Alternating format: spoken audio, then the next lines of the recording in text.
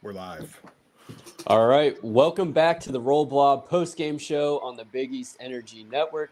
Xavier is a winner today, 99-69 over Old Dominion. Here to talk about it is myself, Coop Ledford. I'm joined by two former Musketeers, Kenny Freese and Keith Jackson, and Captain Xavier himself, Cap X, Jason, a.k.a. Cap Meyer, whatever you want to call him. He's live from the heated patio at Dana Gardens. He was the only one who is able to go to the game in person today.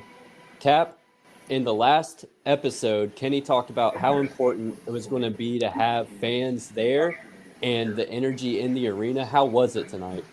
I thought it was overall pretty good. I was a little worried about 5-10 minutes before. I was talking to the manager sitting next to me, and it looked rough at first. But students, I think, were heading to break. I think this is their last game before break. So student section wasn't as full as we'd like it to be, but they showed up. But overall, it got pretty dang good in there. And the energy of the game didn't hurt either. Well, yeah, that's a big thing. I mean, going and winning by 30 after the last two games definitely doesn't hurt. Kenny, I know you watched all of the game. What did you think? What was your big takeaway? So, for me, the biggest takeaway that I had from the game was, and I had something written down here that the announcer said was 16 minutes left in the second half. Xavier scored their first bucket that wasn't assisted. Wow. That's insane. They ended the game with 29 assists on 33 made shots. Like, when I talk about moving the ball back and forth, there was one particular possession in the second half. Point guard came down, passed the ball to the right, cut through, passed the ball back up to the top, passed it to the corner, or passed it to the left wing, pick and roll, swing it again, come back around, all right, wide open in the corner for three. And it looks like when All Right shoots the ball, like Ahmad was talking about it, like his jump shot just looks crazy. It's so nice. And when he gets an open shot, you just know it's going to go in, or you feel like it's going to go in. So, like, you're able to move the ball back and forth from the right to the left multiple times in a possession and get a wide open shot. You can do that against any team in the country. That kind of stuff translates if you're able to move the ball well like that. Now, whether or not they can handle pressure and do all that stuff and actually make that happen is a different question. But if you're able to make the ball move, like, you can score the ball, especially with the shooters that we have. And they showed tonight again that they can shoot. Yeah, Keith Jackson, what did you think about tonight's game? I was looking at the assist count for sure, and also rebounding, because we've been getting crushed on the boards. So it was nice to actually dominate the boards and actually get some points in the paint, because we were lacking in those areas. So that was a positive to see. Now it's just a matter of which team are we going forward. Definitely going into this tournament here on Friday night. Yeah, and Xavier wins the rebounding battle tonight, 48-28 against a team that ranks in the 200s in KenPom. That's what's supposed to happen. This is Absolutely a game that Richard Pitino kind of talked about at the beginning of the season after the Marist and Lemoyne games, that he's ready for some blowouts. Tonight certainly was that. So, Cap, what's one thing that you're excited about after tonight that hasn't been mentioned already? Well, yeah, I mean, the shooting's great, but I think that's a little bit out of our control, right? Some days you're going to shoot well, some days you're not. To me, it was just the overall offensive rhythm and doing it over the course of an entire game. I mean, we saw it in 10 minutes against Iowa, but more than that, though, was the defense and the rebounding finally showing up. Because I thought we had good offensive rhythm against Iowa, but I thought the defense and rebounding was pretty atrocious. Today, you saw an entire complete package from the Xavier team for an entire game. And I didn't honestly think we were going to get one of those this early in the season. Yeah, and I think something that's really interesting, and I'd like to hear your thoughts on this, Kenny and Keith. The starting lineup today was the fourth different starting lineup that Pitino has used this season. And at the half, you had Jovan with 13 points. Trey Carroll had 15 points. All Right had 10 points. Then you had Malik and Phillip, who didn't have a lot of points, but both of them had 5 assists and 4 or 5 rebounds. So everyone was contributing. But do you think these different starting lineups are going to just take time, or do you think that Pitino's going to go with who's playing the best in practice, who's hot now? Do you think it's going to be ever rotating, or do you think eventually we might find the same 5 guys each game? I think it would be probably matchup based, to be honest. I mean, if the other team has a monster inside, I like Jovan playing the 5 because it's a matchup nightmare. But yeah, if he can't guard the person he's up against, it's going to be a trouble. So I think there is a need for Robinson and Pop for sure. but I do like the offensive firepower of going smaller with the lineup for sure.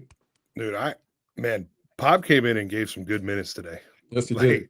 he came in, he had the first possession he got in, he kind of got bullied, little jump hook over top of him, and you were like, all right, well, maybe he just doesn't have the body for it, right? You know, whatever. And then every single time after that, I think he ended up with 3. How many block shots did he end up with? He had 2 block shots, but he was contesting a lot of shots while he was in the game there. He only played 9 minutes, but he had a nice hard foul at the rim to stop a layup. I really, really like that. One thing that I want to talk about though is, Cap, when you said that shooting's kind of out of our control, shooting's only out of your control if you're not getting open shots, right? Like if you're taking bad threes, that's a different thing than if you're taking those when you're moving the ball and getting those open shots. So I think that there is some part of that that's in our control, and I really want to. Sorry, that it's real loud over there.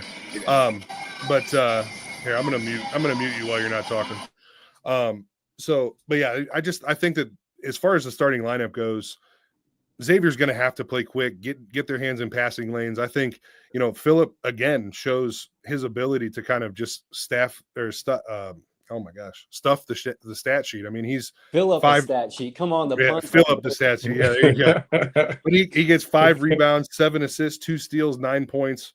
I mean, he took 10 shots, but he was taking good shots. So I think that you found a guy that can be the glue guy and kind of keep you all together in a game.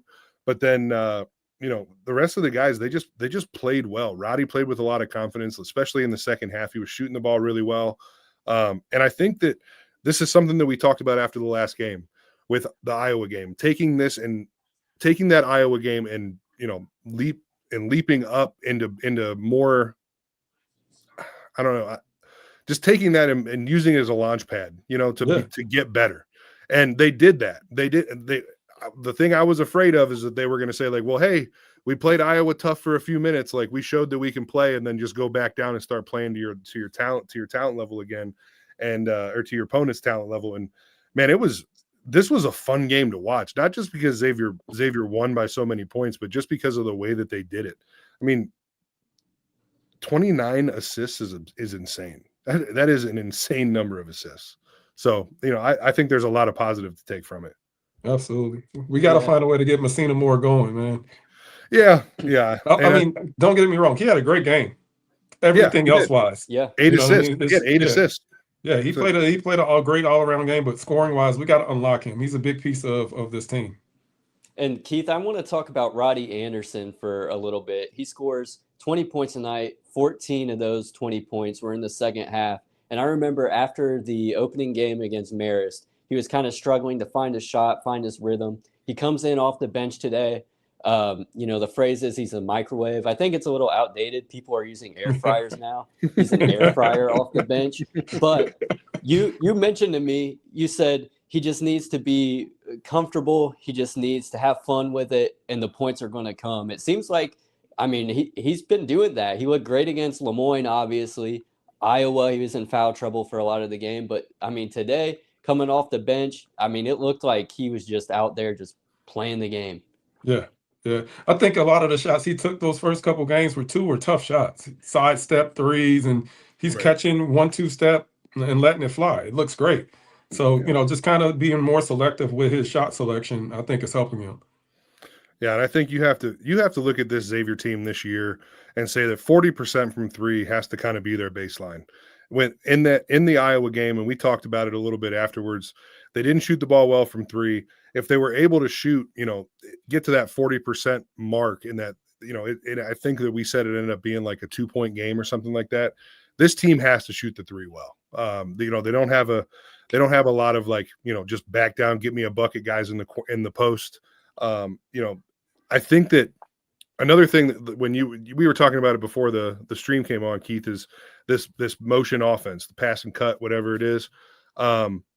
I think that more than anything takes a lot more time for your team to gel in that. With set plays, you kind of know what the coach is looking for, where the shots are going to be, where your teammates are going to be.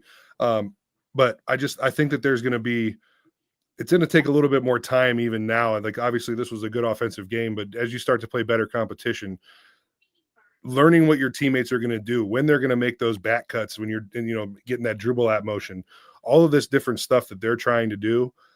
As these guys play together and realize what they're going to do and where people feel more comfortable, I think you're going to see that offense start to look much better. Yeah, for sure. I did see some wrinkles on offense where instead of the constant flow, we went into a ball screen towards the end on the sideline ball screen. I like that. I like the flow of that, and it broke it up. So it kind of confused the defense a little bit. So we ended up getting a couple nice shots out of that, whether it was threes or like mid-range pull-ups out of it. So I'm seeing some evolution there. It's starting to one game here. Hopefully we can do it the next on Friday and keep things moving in the right direction. I saw them. They ran a couple times. They ran that Iverson cut, bringing Messina Moore over top of the two bigs at the elbows. Mm-hmm. If you can do whatever you want off of that.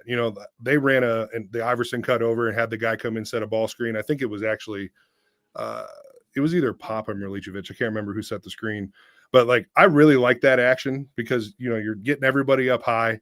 You got the ball screen coming on the wing. You don't have that traditional guy in the corner where we used to call it X and out. I know that you know what that is, but you don't have that traditional guy that's going to be the person that's going to help on that ball screen. So I think that it's a wrinkle that it gives the defense a different look. And then obviously as you're coming off those screens and you have All Right standing in the corner or Messina Moore standing on the wing, you got to help from somewhere. Right. On those, especially when you get a guy like Phillip, I think is great coming off ball screens because he's so long. He gets into the paint and he can kind of he draws in all these people and he's good at finding that outlet pass.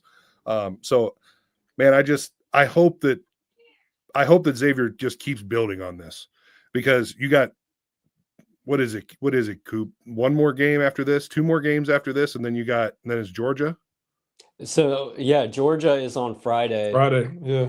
On the Shriners Children's Charleston Classic. That's a lot of C's in a row. But that's Friday night, 9 p.m. against Georgia. And then you play on Sunday against the winner of West Virginia and Clemson. Well, I should say the winner. It'll be West Virginia or Clemson on Sunday. And then you're back home and you have Texas A&M Corpus Christi, I believe. So, you've got a really tough SEC opponent, neutral site. So the energy in the arena with those neutral site games, who knows? But one thing I'm curious to know about is just whenever you're losing games, it's hard to smile on the bench. It's hard to be loose. Now you win big. You see the guy. I saw All Right dapping up someone on the bench, smiling. The only person I was wondering about was Anthony Robinson. Whenever I started observing all this, he's still in a T-shirt and right on cue he checks in. Cap, what do you think of A-Rob tonight? I thought we got some decent A-Rob minutes. It was just surprising to just see. I just think we're seeing roles become defined. Jovan playing hard. I thought Jovan is making major steps. You came into the season, it seemed like it was A-Rob's job to lose. And now it seems like Jovan's really solidified himself. I thought we got some good A-Rob minutes down the stretch there, but I'm just going to be honest. Jovan's playing his tail off. And I think Jovan's bringing his lunch pail, rebounding. Well, he's never going to be the best rebounder or defender in the world, but he's bringing his lunch pail. And when you shoot the ball like that, he's going to be a hard guy to bench. Speaking of lunch pail, Cap, I wasn't able to make it tonight because I'm sick. You can probably hear it in my voice. But what was the pregame meal? I've been wondering. It was Old Faithful. It was tacos. I want to say condado. I get these two places mixed up. Agave and rye. Agave and rye. I hit 5 of the steak tacos. I was doing them a favor. I hit your allocation of tacos tonight, so they didn't have to throw it far away. So Tom Iser, you're welcome for helping you later on in the night tonight. And if you need me to take them off your hands, I can. It's Taco Tuesday. You have Taco Tuesday. And also, the Big Game Grays are back. 2-0 in the Big Game Grays. I love Thank you. I gotta find a way to get them shorts, man. I need those shorts. I know, man. I love the gray jerseys, man. There's so much gray jersey slander around here. I can't take it. I love it. I had written down something here with A-Rob, though. He obviously comes in for the very first time with 13 minutes or so in the second half, and Pop got minutes before him. And the announcer said something interesting, that the one thing that coaches still have with all this NIL stuff and whatever, the one thing that these coaches still have is the bench. And that kind of spoke pretty loudly to me.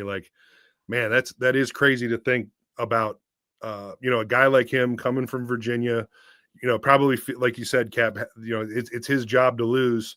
and then come out against Old Dominion and play 7 minutes. And now he came in for those first couple minutes, and it looked like he was frustrated and almost like he didn't want to be there, whatever it was. But then the last 5 minutes he was in the game, he was getting after it. He was getting rebounds. He was contesting shots. You could see a little bit more of that like fire in his eyes that I think he's going to need to have if he wants to get some decent minutes on this team. But man, it seems crazy to me a guy like him is not able to put this together at this point, because like they're not looking at him like a guy that goes and needs to score 20 points. Like he's just got to be physical. He's got to be physical, rebound, be a presence down low on defense. Like that's what his role is going to be. And Kenny, was I the only one that got hyped when he got into a little scrum? I was like, Yes. let's go. That's what I'm saying. Yeah, Wake up, that's big exactly fella. what I'm talking about. Because you guys have always had these guys on these basketball teams, like the little guy who always is the one that's in the junk and gets in everything. Sometimes it's the big, strong guys that are like the gentle giants. I'm like, hey, Rob, I need you to get hype. I need you to get mad. I was getting excited, and maybe we'll wake him up a little bit. I but like think, that for sure. Me too. And the bench is going to be your best motivator, because Anthony Robinson is the best athlete on the team. I mean, but Jovan's playing his tail off, and you're starting to see it now where in game one, we looked all over the place in every single sorts. Like, you're seeing All Right really get some confidence. You're seeing Jovan really get some confidence. I think Phil, oh my God, that long pass from Phil, I think it was to Malik, just beautiful. I mean, how about the behind the back pass at the beginning of the game? Yes, exactly. Like that takes confidence, man, and trusting your teammates too. Like, and just the thought process to do that in a game. I'm telling you, Phil's got some shit to his game, and he just really hasn't had a chance to show it yet. But I really think that he's gonna be a fun player to watch. He's instigating a lot of offense. Yeah, really is. Yeah, I know. They said John Sadak, the play-by-play announcer tonight, said it's like he had eyes on the side of his head. I mean, he surprises a lot of people. Like, I feel like Philip Borovichinen, after the Marist game and maybe even the Lemoyne game, people were really hard on him. And, I mean, college basketball is one of those sports that you can overreact to after one game. But everyone's saying, like, oh, great, well, this guy's not going to be anything. He's just a New Mexico guy. He's just a body. But he's really turned into a really good player. I think he's impressing a lot of people. Him and Jovan both. I feel like their stock was pretty low after that Marist game and just kept climbing. So I'm excited to see how the rest of the season plays out with those two guys. Yeah, I think his tempo is great, man. He catches the ball, his eyes are up, and then if he can go to work, he's gonna put his head down and get in the paint. But then he slows down. Yeah, and everything just opens up for him. It's beautiful. Yeah. He had a nice like a no-look cross-court three to the corner. That was sweet. Yeah, when I was playing in Germany, I remember one of my coaches said that a lot of players have like hard rock, crazy music going in their head, but like these guys that can do that, where they're just like, it's like smooth jazz, man. They're just thinking about it. They're thinking about the game in a different way. Everything's slower to them, and he feels like one of those players because he can play fast, but he can also play slow and find those advantages on like little angles. And his vision of the court is really fun to watch. And he's such a tall guard that it really opens up a lot of that for him. Keith, what kind of music was playing in your head when you were playing? It depends on the night, man. I was always too jacked up on Mountain Dew coming off the bench, man. Yeah, It's like you got to settle yourself. Like, calm down, calm down. You like, especially you don't get to touch the ball. Like, you get in the game and it comes to you, you're like, oh crap, I got to make something happen. Sometimes it goes well, sometimes it doesn't. So you can't be listening to Lil Jon. You know what I mean? Hype up music. You got to listen to something a little more chill, maybe a little R&B or something, a little Drake or something. Okay. But it doesn't matter how good a shape you're in. That first 2 minutes of the game, when you go in, if you're starting or if you're coming off the bench, it's going to hit your lungs because you're so amped up to get in the game. And man, once you kind of settle into the game, it's different. But it's that's funny that you say that because it's got to be the same for every player. It's got to be the same. Yeah. Everybody, complete gas. Yeah. Tank empty. 1 minute. Can we talk real quick about the 180 that we've seen from this team, though? Because it's like, I mean, did anyone see this coming? And I think we were all talking. It's like we had such a small sample size. But can you guys talk to maybe what caused such a complete 180 in this team? I think that the first two games it was just they didn't have a chance to really get those game minutes together. And then Santa Clara is a lot better team than everybody thought that they were. Yes. Obviously, Iowa's is a good team. And First you know, road those are game. yeah. I mean, they're not first road game. That's another thing. And like, dude, I don't know. I don't know what to think now. To me, I was thinking this was a 8 to 10 win team, and now maybe it's a 15 win team. I don't know if they can shoot the ball like this. The fact that they don't have like a dominant low post presence doesn't make me as nervous. Yeah. I mean, that's the main thing is, do we have enough guys that are going to go create for others, Right. not for themselves? If we have guys that are willing to just put their head down and get in the paint and find their teammates, I think we could have a great year. We got to be tougher on the boards. We got all five have to go crush the glass, and then we run, and do what we do. But I think I'm liking what I'm saying. Hopefully, we can just build off of it, like you said, Kenny. And there's still some work to be done. I mean, I don't know if the Old Dominion team's going to have bigs that we'll see in the Big East. So we're going to need that interior presence for sure. Their one big guy was tough, man. He dunked a couple right on our heads. I'm like, damn. Yeah, that one was crazy. I started cheering. Like, hold on, that's not my team. Like, I got over. that was Milicevic, right? Yeah, over Jovan. He caught that thing in the middle of the paint, and he turned around, and I was like, oh, he's gonna lay it up, and he went up and dunked it with two hands and hung on the rim and looked at him. Is that Kenny Freeze? Was that Kenny Freeze out there? Man, I was like, damn, that's tough. I mean, it doesn't matter if you're winning by 30 or not. That's a tough one. Hey, I like that comment that was just on the screen there from Jerome Hunter Fan Club. I cannot comprehend the situation in which we ever lose again. Well, here's the thing. If you look at the KenPom projections, and I have a email that comes through after every game from teamrankings.com, which obviously you can tell by the name is very sophisticated, but it'll track the projection for the rest of the season, what percentage they give Xavier to win each of their next games, which should always be 50-50 because they either will or won't. But, I think it was down to like 8 or 10 wins or something like that. But that is basing it off of the team not improving at all. And teams improve. So it's going to jump up a lot after wins. It's going to decrease a lot after losses and stuff like that. But I think if you take a step back and just at the beginning of the season said after 5 games, Xavier's going to be 3-2. They will have lost to Santa Clara and Iowa. I don't think any of us would be surprised at that. Now, saying they lost by 19 to Santa Clara, yeah, that's still surprising. But, I mean, you can't let that really affect your mental, I don't think, going forward in the season. You're 3-2. You played a great game. You have guys that can prove that they can play, they can score. I think the Georgia game, we're going to learn a lot. Georgia made the NCAA tournament last year, I believe. They're not an upper half team of the SEC, but it's still an SEC game. I think we're going to learn a lot. What's something that you guys are really going to be focused on, just maybe from an X's and O's standpoint, or from a lineup standpoint against the Bulldogs? I'm not really sure if I haven't checked out their roster or anything.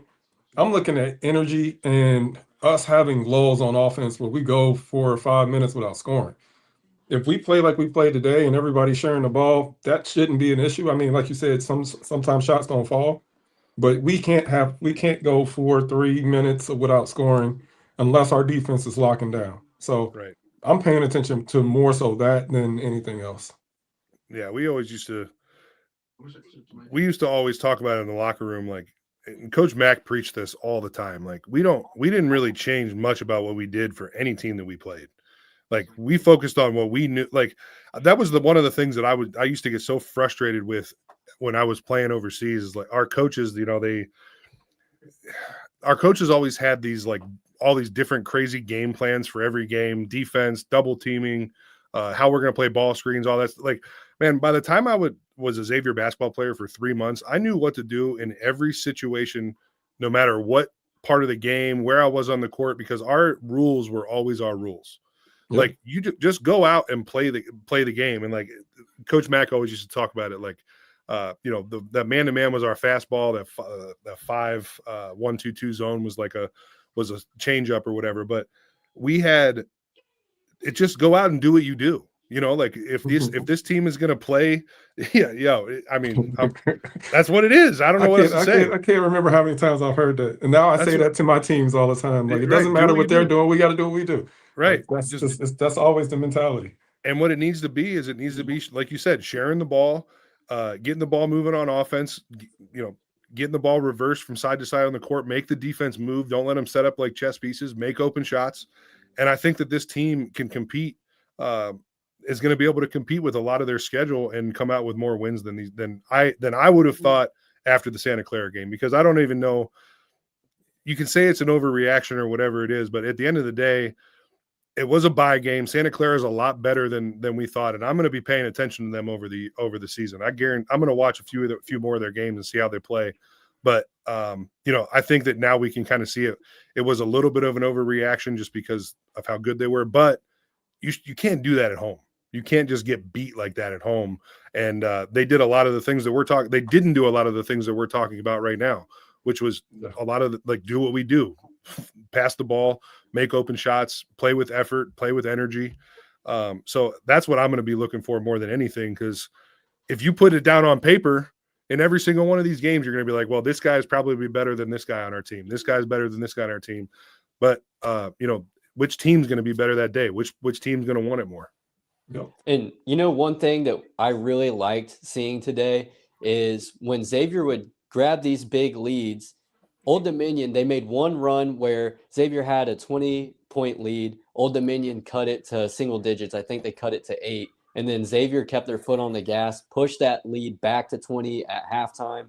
Then in the second half, they found themselves up 40. And you can go back to that Marist game. I know I keep referencing that Marist game a lot, but Xavier had a big lead. Marist climbed back and took the lead, and then Xavier had to just claw their way to a win. This game was so much different and just kept their foot on the gas. So I think that's a promising sign moving forward. Absolutely. Cap, you got anything? You're muted, Cap. Apologies, fellas. It's loud in here. Yeah. At least it was really, really loud. But I feel the same way. But I'm just excited to see what the momentum is. And I think Coop had a really, really good mentality of kind of seeing the season in chunks. I think it's kind of like on First Take, when like the Lakers will beat the Mavericks. And it's like, well, what does this mean for the season? I'm like, it's one game. Like, it means nothing. Like Luka had a good game. So I kind of see the season in chunks, and I kind of see it the way Coop said. I kind of take the 5 games we played and divide it by 5. And that's kind of what Xavier is in my mind currently. The average of the 5 games that we played. So when we go to this tournament, we play Georgia and then, one of 2 teams. Coop, what were the 2 teams? West Virginia and Clemson. West Virginia and Clemson. So those are going to be 2 big tests. And I'm not really concerned over the first game or one game, but what do we look like over those 2 games? So I'm interested to see if we can keep defining roles. I think it's been interesting to see Trey Carroll continue to step up, All Right continue to step up, those same guys. So do we see those same guys, or do we see Malik Messina more kind of get back into what we saw earlier in the season? So continued role definement, but I think we have some good tests. And the shootout's right around the corner, fellas. The shootout is right around the corner. And that's another thing I'm looking forward to, is that last 4 minutes, us being in the game in the last 4 minutes, and us making adjustments and running our sets and underneath out of bounds, being pressed, and how we adapt to those type of situations, because we haven't seen it yet. We've either kind of won big or we've been getting smacked. So I'm waiting to see those closer games where we can go through the fire a little bit, so that it builds our confidence going forward into some of these tougher games, Big East and shootout and other games. 1,000%. Yeah. Hey, you know what? I think we've squeezed all the juice out of this one, fellas. I concur. I mean, listen, huge game, huge momentum builder, especially going into this tournament where you're going to have to play some higher level teams. I can tell you one thing for damn sure. I'm going to be tuned in on Friday night. I'm excited about that game. But I'll say this was Xavier's first win against the spread all season, and they destroyed it. We were a 10.5-point favorite coming in, and this has to be a big one, because I feel like we've got nothing but disappointment from all the Xavier fans here, a lot of negativity. What about tonight? You score almost 100. Did we score 100 points? No, 99. 99. We scored 99 points. We wrecked this Old Dominion team. We got exactly what we wanted. We said, hey, let's see if we can destroy this team tonight. Well, that's what we got. We got a full performance. So this is a big one for us tonight, I feel like, for sentiment. So let's go get some big ones on this in Charleston, guys. Absolutely. Yes, sir. And hey, shout out to YouTube TV and ESPN for figuring their shit out so I can actually watch the game. There's a chance at world peace, Ken. There's a chance. Hey, if they can figure it out, we can figure anything out. You know? Exactly. Anything's possible. Anything is possible. But hey, QR code up on the stream here. That's our Discord. We've been talking about it. It's growing every day, up to like 130 some people now. But it's been a lot of fun in there, and conference basketball is rolling around here soon, and it's gonna be a lot of fun talking some shit in there, mixing it up. There'll be some announcements about streams and different things that we're doing throughout the year as well. But yeah, hey, anybody got anything else? Nope. Just to recap, once again, Xavier 99-69 winners against Old Dominion. Next game up Friday night, 9 p.m. tip. The game's on ESPN2, not Plus, ESPN2, and that is against the Georgia Bulldogs from Charleston, South Carolina, in the Shriners Children's Charleston Classic. That's a lot of words. Kenny, I know you only have to say 2, and then we can end it for the night. Say them. Stay blobbing. Let's go.